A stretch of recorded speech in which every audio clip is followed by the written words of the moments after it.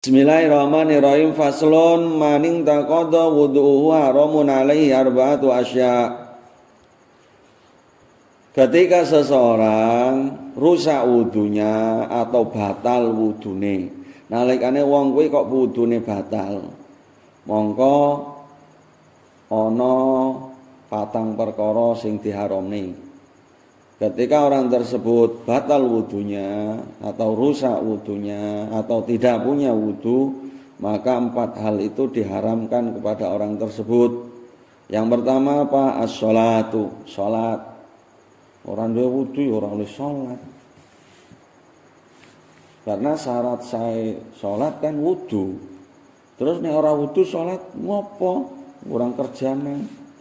Gitu. Enggak boleh orang enggak punya wudu kok sholat, enggak boleh. Wa tawafu, tawaf. Tawaf itu apa sih? Mengelilingi Ka'bah 7 kali berlawanan dengan arah jarum jam. Tawaf itu kudu duwe wudu. Gitu loh. Nanti kamu seumpama oleh Allah Subhanahu wa taala dikehendaki, diberi rezeki, diparingi rezeki ziarah Makkah Madinah, bisa ke Masjidil Haram, selama tawaf itu harus dalam keadaan suci. Itu loh. Di mazhabnya Imam Syafi'i enggak boleh tawaf kok enggak punya wudu. Tawaf itu keliling 7 kali, 7 putaran, tinggal nasibmu. Kalau kamu dekat dengan Ka'bah ya berarti cepat. Tapi ketika kamu di bagian paling jauh, kesel, ubengnya kesel. Gitu loh. Tapi kalau pas yang dekat Ka'bah ya ora suwi 7 putaran. Tapi kalau kamu yang di pinggir, walah ya merem. Enggak boleh orang yang enggak punya wudu, orang yang tidak punya wudu tidak boleh tawaf. Wa masul mushaf, ngepok, megang, nyekel. Memegang mushaf ya enggak boleh, nyekel, ngepok ya nyekel, megang. Itu enggak boleh. Dasarnya apa sih? Dasarnya itu adalah surat Al-Waqiah ayat 79. Surat Al-Waqiah, la yamassuhu illal mutahharun. Tidak diperbolehkan menyentuhnya, maksudnya Al-Qur'an, illal mutahharun, kecuali orang yang suci. Jadi nek enggak duwe wudu enggak boleh nyekel Quran, enggak boleh.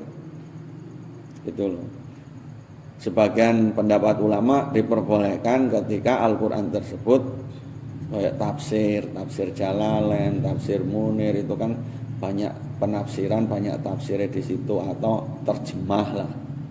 Itu karena banyak kata-kata Indonesianya daripada Arabnya. Ada yang memperbolehkan, tapi yang lebih bagus dalam keadaan suci, punya wudu. Itu orang yang tidak punya wudu tidak boleh menyentuh Al-Quran. Dasarnya adalah surat Al-Waqiah di juz 27 ayat 79. Bunyinya la yamassuhu illal mutahharun. Wa hamluhu, membawa, ora oleh nggowo. Harus punya wudu. Orang yang membawa Quran harus punya wudu. Yang dinamakan Quran kuwi ya Al-Quran kuwi lho, bukan terus tulisannya Arab ngono. Tulisan Arab itu belum tentu Quran. Kitab-kitab kayak gini oh kudu Quran, mai kitab tulisannya Arab wae gitu lho. Wa yahrumu 'alal junubi sitatu asya'a. Untuk orang yang junub punya hadas besar itu ada 6 hal yang dilarang, yang diharamkan. Jadi dilarang untuk orang yang junub atau punya hadas besar itu 6 hal. Yang pertama as-sholatu, sholat.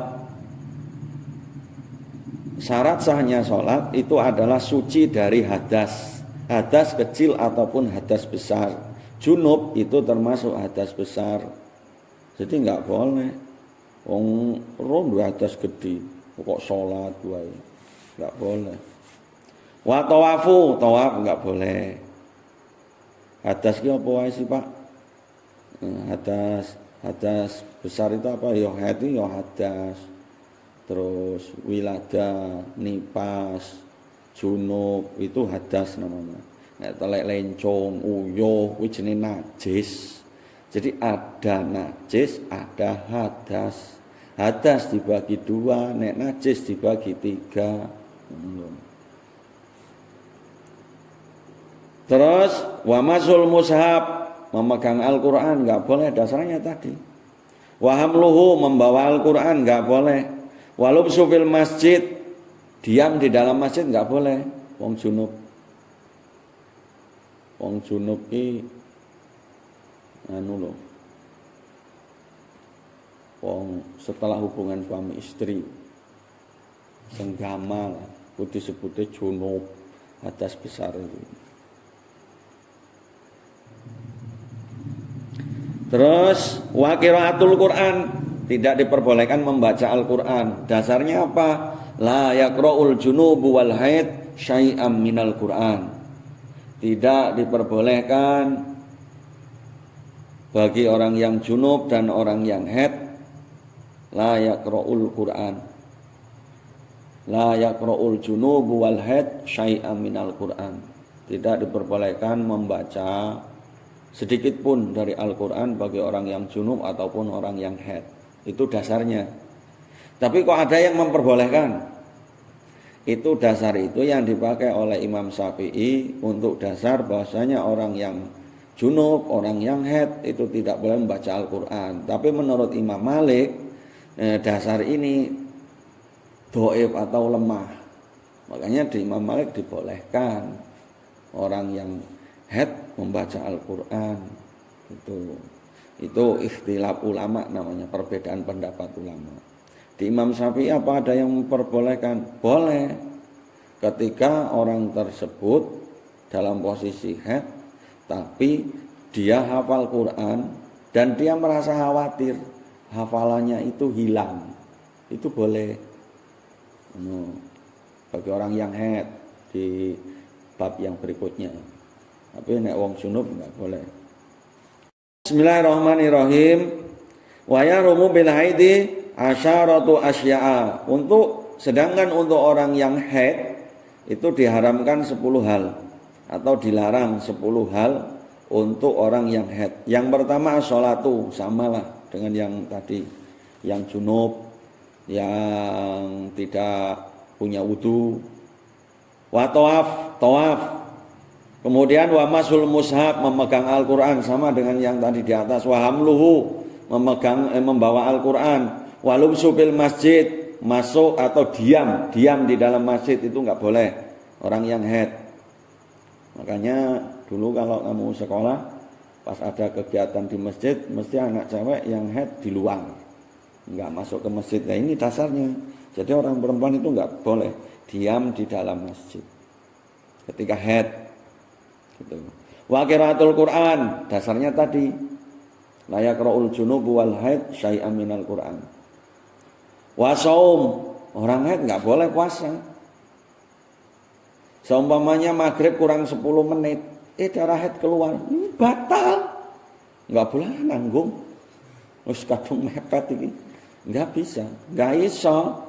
Arep mepet orang mepet wis batal ya batal karena keluar hadas. Itu loh. Haid. Tuh nanggung kurang setengah jam nek maghrib. Atau kurang 15 menit lagi maghrib malah darah haid keluar. Tetap batal puasanya. Terus orang yang haid enggak boleh puasa. Wa tolaku, orang yang haid enggak boleh ditolak. Dicerai enggak boleh orang yang haid. Nanti nunggu kalau udah masa suci. Kalau selesai dari haidnya.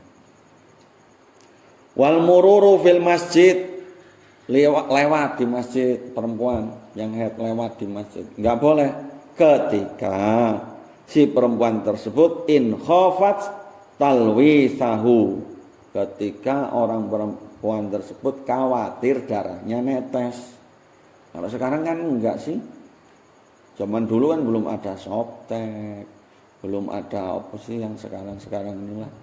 Apa leliar apa pokoknya lah ngono kae sing nganti tembus kae lho barane ngono kuwi lah. Pembalut kuwi nek jaman ben kan ora enek, paling sepet, godhong, anduk paling. Zaman biyen barut. Kalau zaman sekarang sih udah ada pembalut itu ya insya Allah udah nggak khawatir lah kalau netes. Jadi kalau cuma lewat, kalau dia nggak khawatir darahnya netes boleh. Tapi ketika dia lewat di masjid ada kekhawatiran darah itu netes, maka nggak boleh, hukumnya haram. Wal istimta'u bima baina surati wa rukbah. Istimta' ki seneng-seneng ki nganu, berhubungan suami istri. Tidak boleh berhubungan suami istri ketika istrimu haid. Nek bojomu isih haid tidak boleh digauli, tidak boleh disetubuhi. Ngono lho. Pokoknya antara pusar ke bawah sampai dengan dengkulnya apa ya? Lutut. Pokoknya mulai saka udel sampai mengisor tekan dengkul kuwi enggak oleh diutik-utik. Tapi nek liyane kuwi oleh. Ketika head.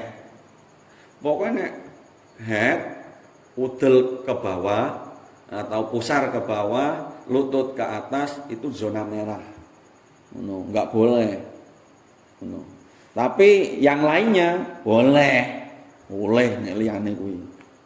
Jadi ketika perempuan itu haid tidak boleh disetubuhi. Berarti ya libur. Makanya ndek bojoki loro apa telu. Siji haid, sijine kan ora. Siji ora payu-payu. Bojo loro, bojo telu, siji luput wae.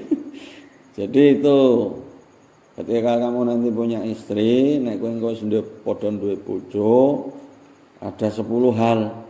Ana 10 sing diharamne kanggone wong wedok sing dilarang lah.